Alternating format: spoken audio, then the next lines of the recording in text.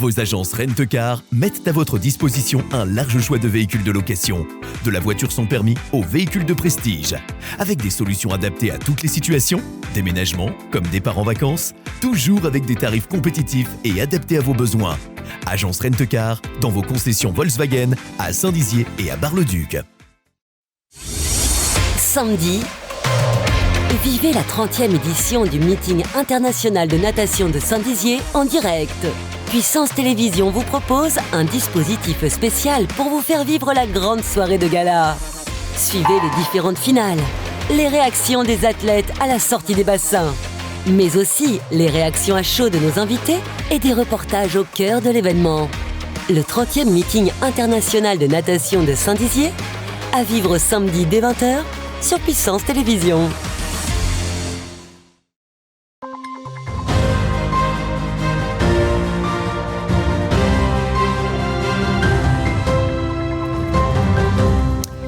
Bonsoir à tous et bienvenue dans votre journal du 19 octobre 2022. Tout de suite les titres de cette édition. Depuis la rentrée 2022, certains établissements scolaires de la Haute-Marne manquent de professeurs. Après 2 ans de rénovation, l'orgue de chœur résonnera de nouveau dans l'église Notre-Dame de l'Assomption à Saint-Dizier. Et voilà pour les titres. Depuis la rentrée scolaire 2022, certains établissements scolaires de la Haute-Marne font face à un manque de professeurs dans certaines classes. Pour l'enseignement du premier degré, l'académie de Reims s'est montrée rassurante avec un enseignant devant l'ensemble des classes. Il n'y a pas eu d'impact à ce niveau-là. C'est plutôt du côté du second degré que la situation se fait ressentir à la fois dans les langues vivantes, mais pas que, ainsi que dans la voie professionnelle. Le recrutement d'enseignants est d'ailleurs en cours. Écoutez. Pour le second degré, je dirais que comme tous les ans, on a beaucoup parlé de problématiques d'enseignants, mais il faut savoir que nous sommes surtout confrontés à une problématique de ressources, c'est-à-dire la question en Haute-Marne, mais pas que. On a beaucoup parlé d'autres départements, notamment des départements d'Île-de-France. Nous manquons de ressources humaines et non pas de moyens pour payer ces enseignants. Nous n'avons cette année pas plus d'enseignants manquants dans le second degré que l'année précédente. Nous sommes même sur un taux de ce qu'on appelle un taux de suppléance, c'est-à-dire que nous arrivons à couvrir les besoins. Pour autant, nous avons quelques secteurs où nous sommes encore à la recherche de quelques enseignants, notamment dans la voie professionnelle. C'est assez compliqué de trouver des personnes à la compétence technique, mais en tout cas, si ces personnes se reconnaissent dans mes propos, bienvenue. Les chefs d'établissement ont des procédures de recrutement en lien avec le rectorat qui nous permettent d'étudier toutes les possibilités de personnes évidemment qui ont les diplômes nécessaires. Et passons à présent à notre chiffre du jour qui est de 12. En effet, 12 stations-service sont en rupture totale de carburant, 20 stations-service fonctionnent normalement et 13 sont en rupture partielle de carburant sur les 46 stations que compte le département de la Meuse. Après sa restauration à l'identique de 1848 par les facteurs d'orgue, l'orgue de chœur fête son grand retour dans l'église Notre-Dame de Saint-Dizier. Sa restauration aura au total duré près de 2 ans avec le soutien financier de la DRAC, du Grand Est et du département. Écoutez.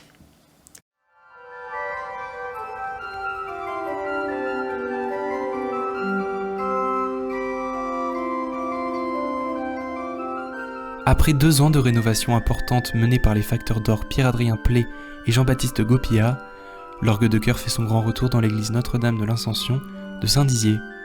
Nous avons 2 orgues, donc un grand orgue et un orgue de chœur. Et l'orgue de chœur était en fin de vie, était vraiment exténué. Et donc la ville de Saint-Dizier a décidé, il y a 3 ans, de le restaurer. Donc il y a eu une phase de diagnostic et ensuite une longue phase de restauration, puisqu'il y a une quinzaine de restaurateurs qui sont intervenus pendant 2 ans. La restauration de cet instrument datant de 1848 a nécessité une grande minutie. Cette opération, financée en partie par la DRAC, la ville de Saint-Dizier, ainsi que par le conseil départemental, a coûté près de 180 000 €. Donc tout a été révisé, restauré. Par exemple, ce qu'on appelle les réservoirs, les réservoirs d'air qui vont envoyer finalement cet air dans les tuyaux d'orgue ont été doublés. Il a fallu on remet de la peau de mouton à l'intérieur. Il a fallu restaurer également tous les tirants qui permettent de changer de diapason. Et surtout, il y a 370 tuyaux d'orgue qui sont en bois ou qui sont en alliage chauffage de plomb et d'étain qui avait été raccourci au cours d'interventions malheureuses pendant le 19e, fin 19e et au cours du 20e siècle. Et donc ils ont été tous rallongés. Et ça a été vraiment un travail très en finesse et un travail excellent. Instrument historique et figure importante du patrimoine de Saint-Dizier, il traverse les époques et se retrouve aujourd'hui aux côtés du grand orgue pour le plus grand bonheur des élèves et du public. Le petit orgue, tel qu'il a été restitué, offre une palette sonore très intéressante, très riche. Voilà. On ne peut pas dire qu'il va rivaliser avec le grand orgue, mais on peut jouer c'est ce qu'on va faire d'ailleurs, jouer un grand dialogue à deux orgues de Gigou, et il va trouver sa place, complètement. Pour fêter son grand retour, plusieurs rendez-vous musicaux sont prévus. Dès ce vendredi, la classe d'orgue du conservatoire résonnera au sein de l'église. Puis ce week-end, Thierry Collet et Arthur Scandola joueront la messe solennelle de Louis Vierne, accompagnés de 5 chœurs. Et voilà, c'est la fin de cette édition. Merci à tous de l'avoir suivi. Dans un instant, vos prévisions météo de demain, présentées par Nicolas Fontaine. Je vous souhaite à tous et à toutes une très belle soirée et à demain.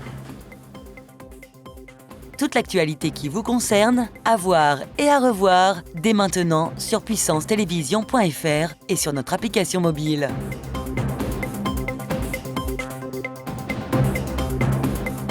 Une femme sur 8 risque de développer un cancer du sein. L'information sur le dépistage précoce permet de sauver des milliers de vies et est essentielle. Alors Puissance Télévision s'engage pour véhiculer ce message. Tous ensemble, restons vigilants.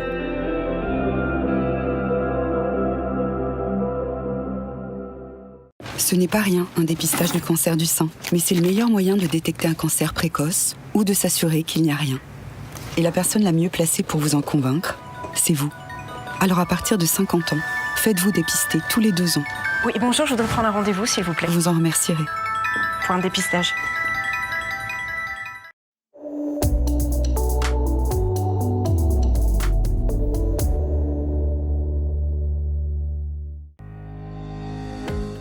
Bonsoir à toutes et à tous, le temps est instable demain sur notre pays avec des orages attendus sur le centre et le centre-est. De la pluie est attendue dans le nord et quelques bancs de brouillard seront présents à Bastia. Côté Mercure, on attend 26 degrés à Toulouse, 25 degrés à Bordeaux et 24 degrés à Bastia et Dijon. Du côté de nos villes et départements, on attend de la pluie quasiment partout avec quelques éclaircies à Verdun, Commercy, Bar-le-Duc, Langres et Saint-Dizier. Des orages sont attendus en pays chaud-monté. Côté température, elles ne dépasseront pas les 22 degrés et ce sera pour Saint-Dizier. Demain, jeudi 20 octobre, nous fêterons les Adelines et le soleil se lèvera à 8h18. L'information continue sur puissancetelevision.fr et sur notre application mobile.